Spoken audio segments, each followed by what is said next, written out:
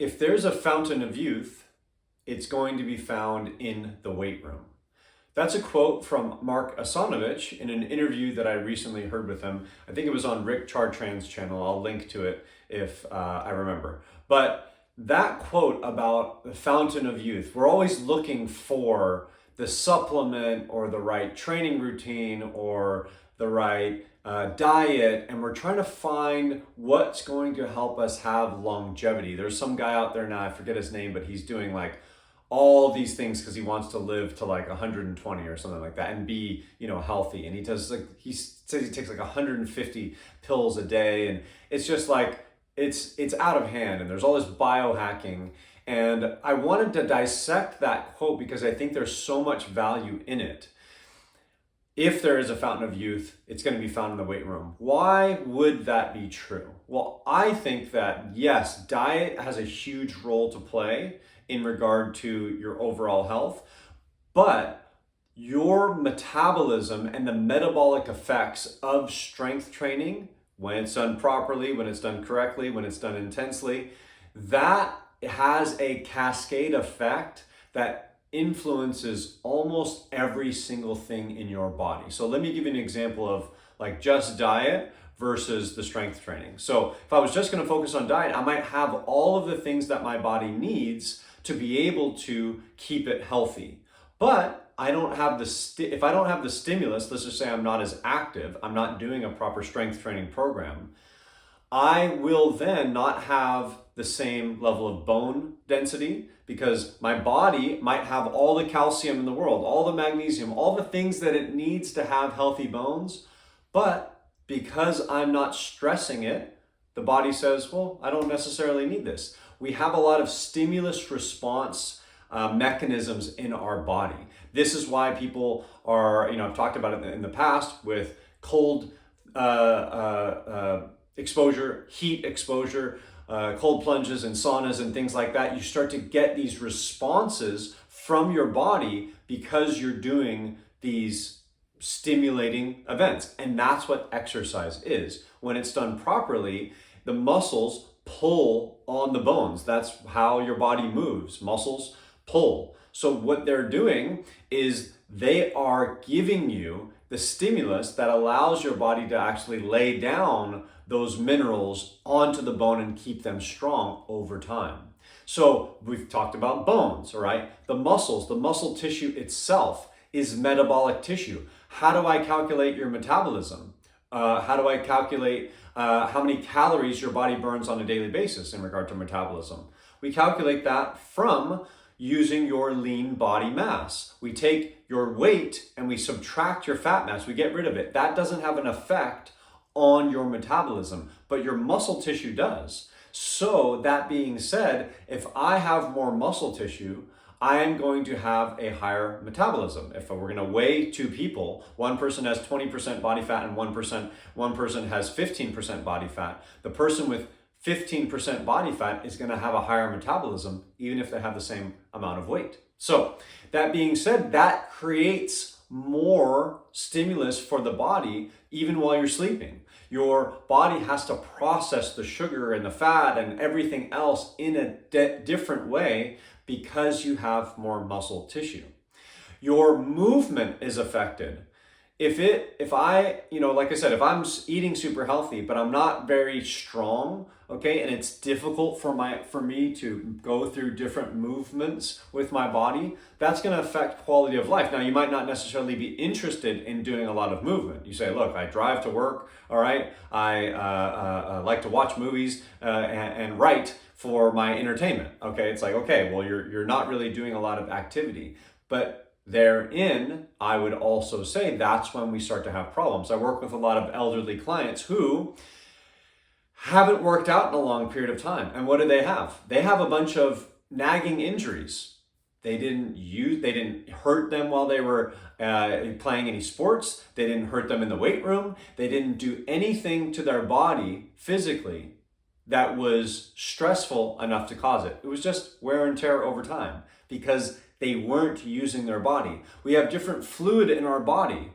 The fluid called synovial fluid, joint fluid, actually gets activated when we put things under pressure. So as we move through ranges of motion and we do things like push ourselves up or lunge or jump or run, the synovial fluid actually starts to seep out more and we get lubrication for our joints. So if I'm doing a proper strength training program and I'm moving my body, doing motions for the joints, every motion that my body needs, pushing and pulling and pushing and pulling, squatting, lifting, tipping, hinging, I'm going to grease up all of my joints. While I'm doing that, I'm stimulating the muscle. That gets us that metabolic effect, but it gives us that strength effect as well. So not only am I protecting my joints, I'm building strength that allows me to do anything that I want to do. I don't have to call someone and say, hey, can you help me move this box up to my attic? Because I can't get up the attic at the same time lifting the box. I am not strong enough to do that. This is what you start to run into problems as you get older. And you can delay that and you can almost minimize it completely by being strong. I believe that being strong is one of the most important things, and it solves a lot of the other problems that you end up having with your body.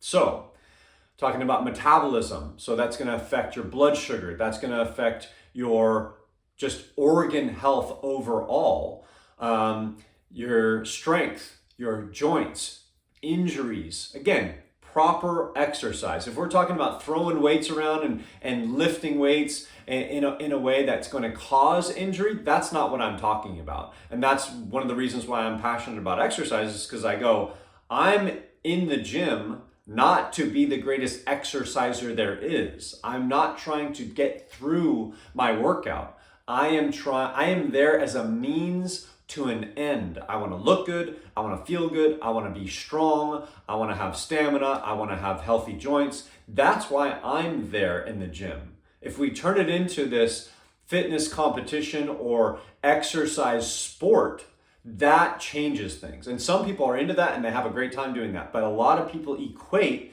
exercise with this new exercise sport, CrossFit, competition, those types of things. That's not what I'm talking about. So if we're going to do a proper exercise regimen and lift weights properly, in my opinion, again, this is according to JD, but really it's according to physics and science and your body. That's where I take all of this information from the people that have influenced me. That's what they're looking at. If that's what we're doing, we are going to get all of these benefits. Again, you can screw it up, all right, but that's not what I'm talking about when I say this, and I'm talking very generally. But strength training, how would we do that, right? Moving slowly, right? Not jerking the weights up, really keeping the stress on the muscle, making sure I do a full body program, that I'm hitting the muscles that my body needs, and then getting proper rest and recovery. Obviously, the nutrition plays a role in that, but I've actually seen where people have changed what's going on with them without really doing much to their diet.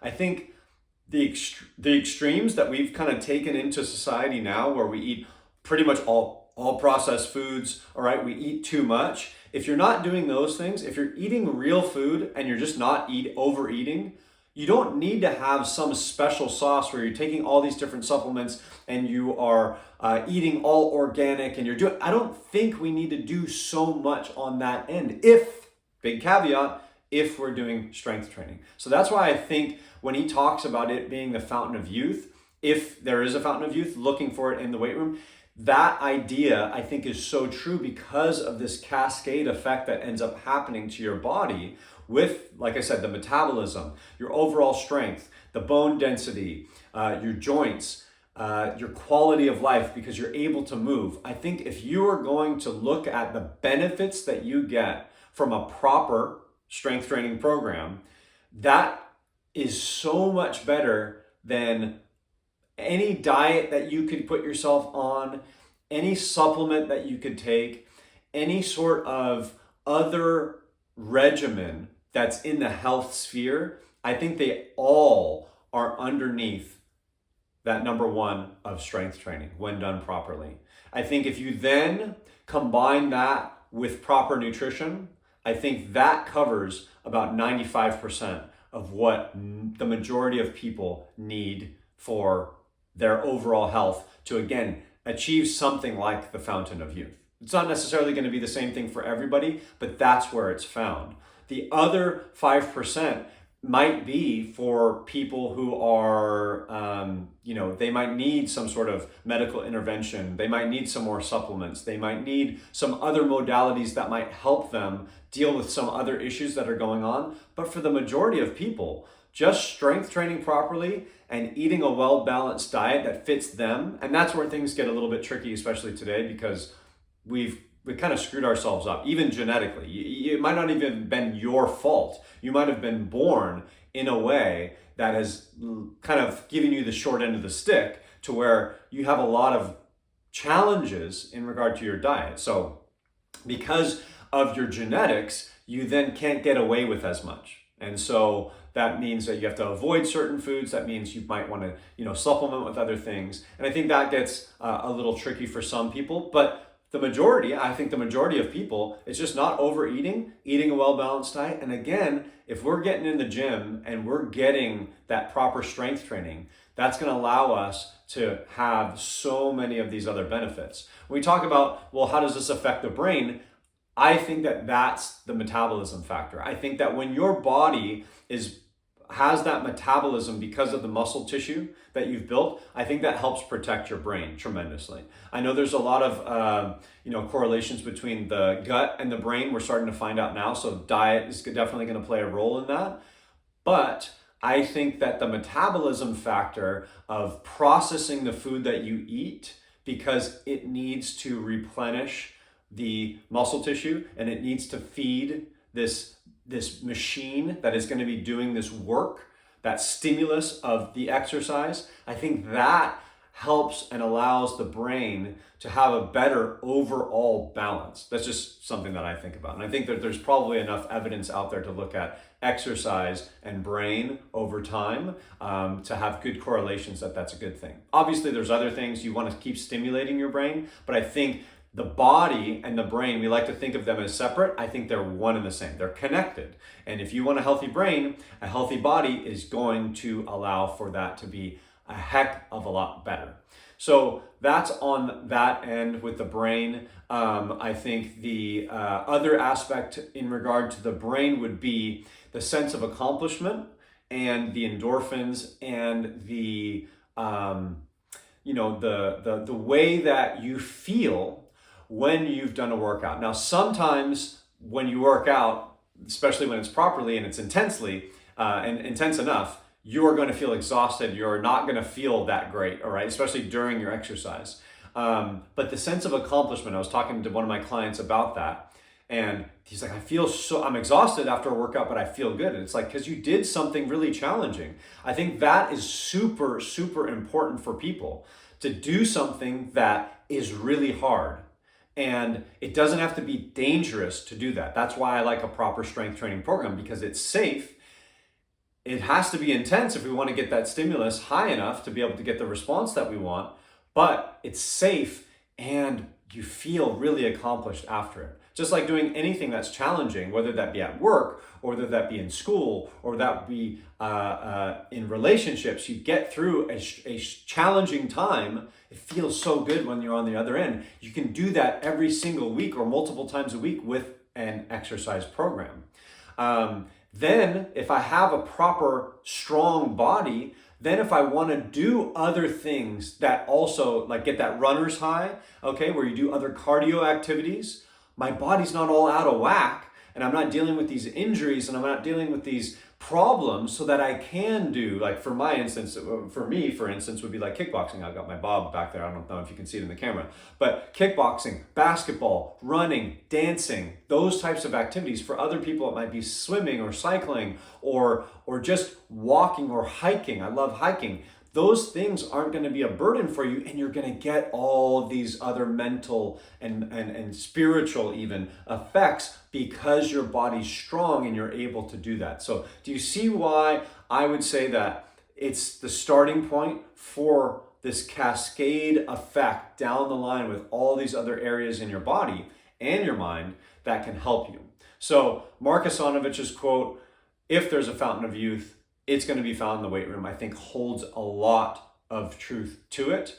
I don't think that we're ever going to find a fountain of youth, but we can use the tools that we have at our disposal to be able to create a long, healthy life. And I think that starts in the weight room. That's it for today. Until next time, I'll see you then.